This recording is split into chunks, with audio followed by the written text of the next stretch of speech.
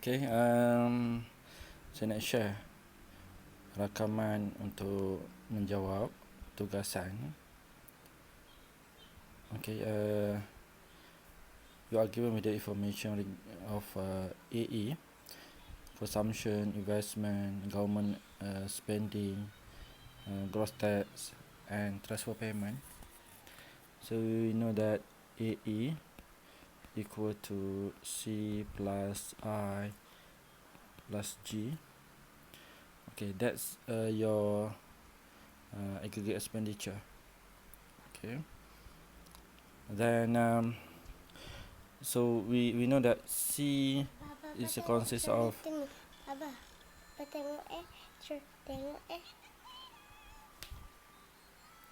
okay, C is your consumption, pembelanjaan penggunaan, consists of 600 is your autonomous consumption.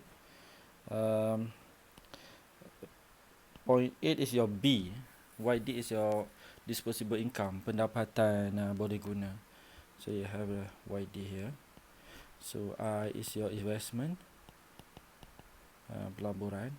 Here we have the autonomous investment, I autonomous investment, plus G equal to 400. Okay, and so YD is actually Y minus T. So you have the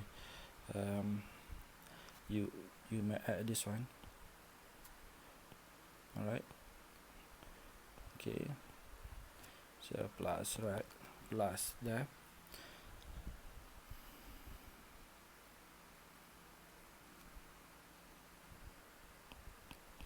Okay.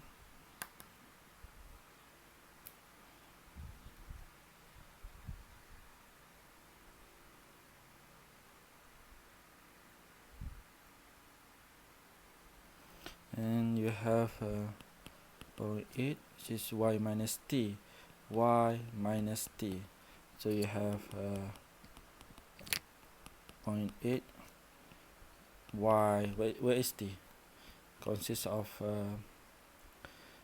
T, which is TG minus R. Okay, so you have the 0.8 Y, right? 0.8 Y. So you have minus TG is your 400 plus 0.25 Y. That's your TG. Okay, that's your TG. So TG. Okay, you have TG.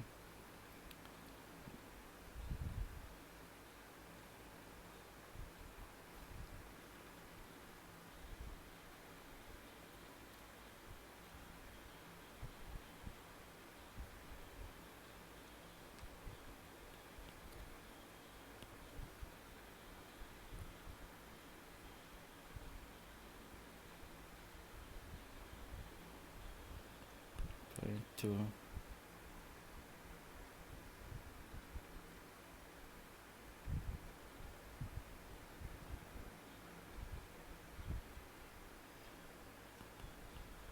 one 660. So you have this. Okay.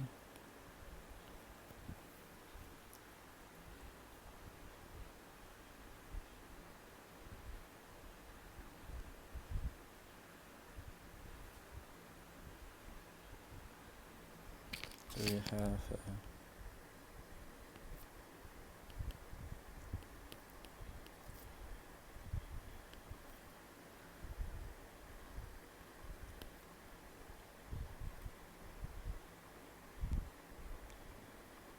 this actually Y there. So I forgot to put Y. Okay. So 6 Y.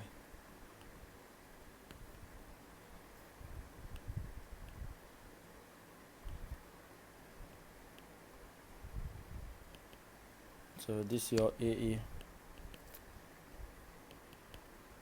Okay, the total AE.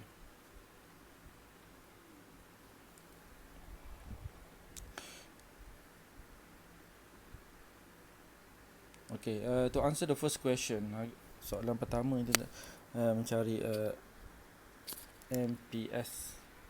Okay, soalan mencari MPS. Okay, usually MPS ini adalah how much C change due to change in Y. Itulah sorry, that.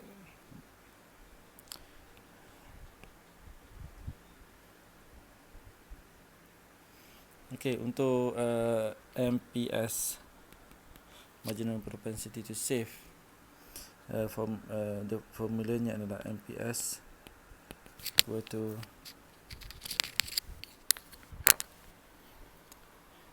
change S due to change in Y. Okay, so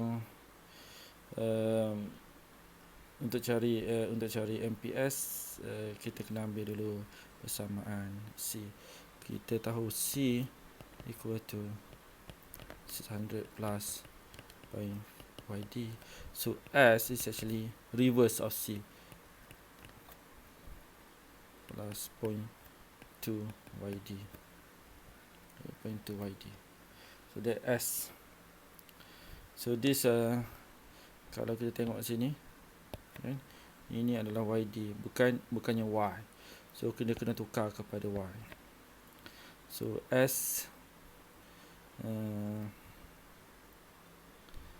simply minus 600 plus 0.2 Y minus T. Okay, which is 600 plus 0.2 Y minus T. Where's T? So T consists of TG minus R, TG. So 0.2, right?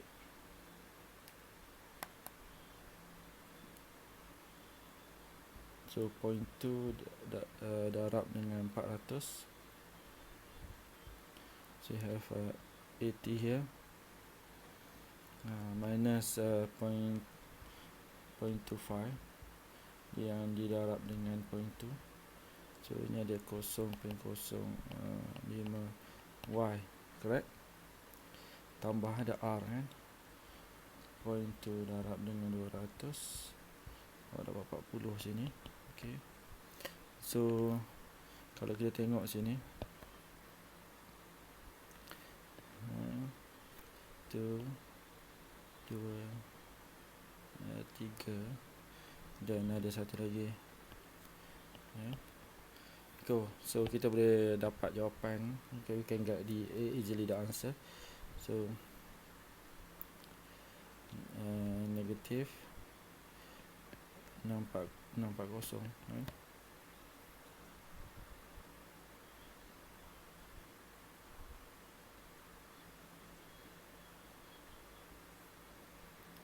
Campur dengan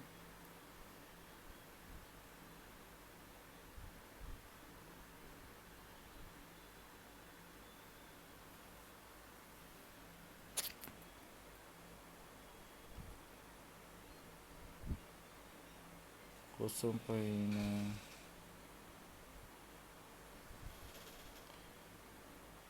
so ni 0.2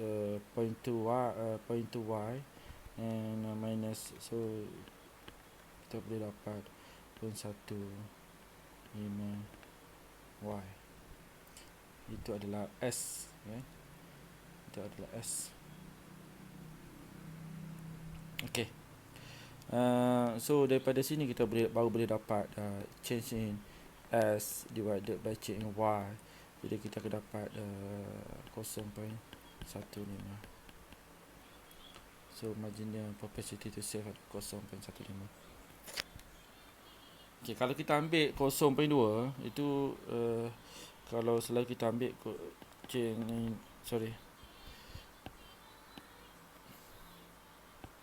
kalau kita ambil chain S divided by chain YD, kita akan dapat 0.2. Kita akan dapat 0.2. Dan ini YD Ini bersalahan, menyalahi definisi. Okey. Kerana kita ada kita tak akan dapat 0.2 sebab apa? Kita ada tax rate equal to 0.25 equal to 2.5y to 0.25y tax rate. So ni adalah bukan jawapan dia, bukan jawapan dia. Sebab apa? Tax rate tu larger than 0. Okay, which is kita ada tax rate di mana tax rate equal to 0.25 25%. Alright, so the answer for MPS is actually 0.2 or 0.15. So we cannot simply take 1 minus B. Okay, sebab ada tax rate. Okay, seterusnya, what are components of injection and leakage? Okay. Biasanya kita guna simbol injection, selalu kita guna J untuk injection, W untuk leakage, kan? Itu selalu kita guna. Okey lah, kita guna ini, boleh lah. Okay, boleh diterima. Dalam model ekonomi 3 sektor ini, okay, kita tidak ada export import, model ekonomi 3 sektor. So J is simply I plus G. So leakage adalah S plus T. So ini kita dapat straight away, kita boleh dapat macam ni, kan. So komponennya adalah I plus G in injection. Kita tahu I. So I autonomous, G autonomous. S kita dah dapat tadi S. T is simply a net tax ni. T adalah cukai bersih. So T adalah TG tolak. Okay, T. Okay, untuk T ni. Okay, untuk T ni sebenarnya adalah bersamaan T sama dengan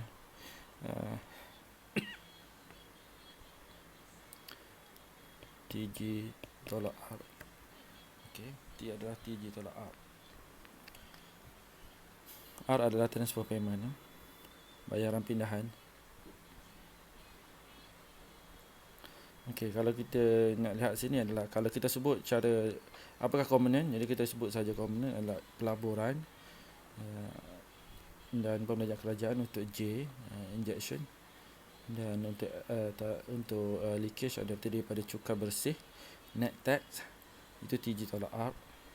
Dan komponen yang kedua adalah tabungan, saving, okay, untuk leakage. Alright, sekarang kita nak derive saving function. Okay, kita ada saving function. Kita dah derive sebenarnya saving function, iaitu bila kita nak cari MPS, kita dah derive saving function. So ini adalah saving function.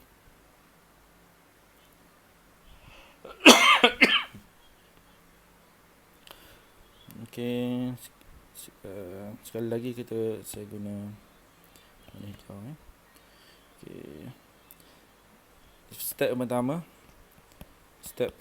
kita ambil balik, kita rewrite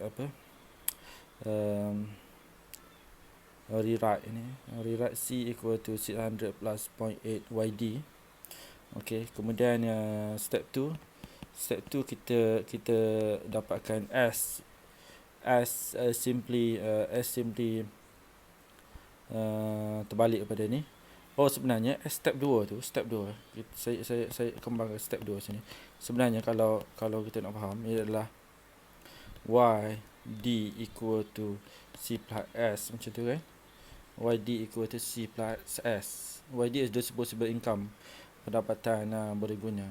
Kita setelah bayar pembelanja wajib cukai. Dan kini pembelanja wajib adalah cukai. That's a compulsory payment, pembayaran wajib. So what left to us is a disposable income to be allocated for consumption and saving. So C is simply YD minus S. So S is YD minus C. Okay. So kita tahu bahawa S sama dengan YD minus which is C 600. Okay, plus 0.8 YD. Okay. So we have the YD minus 600 plus 0.8 YD. So you have this minus 600 plus 0.2 YD. So this YD. Okay, this YD is simply step 2. Okay, step 3.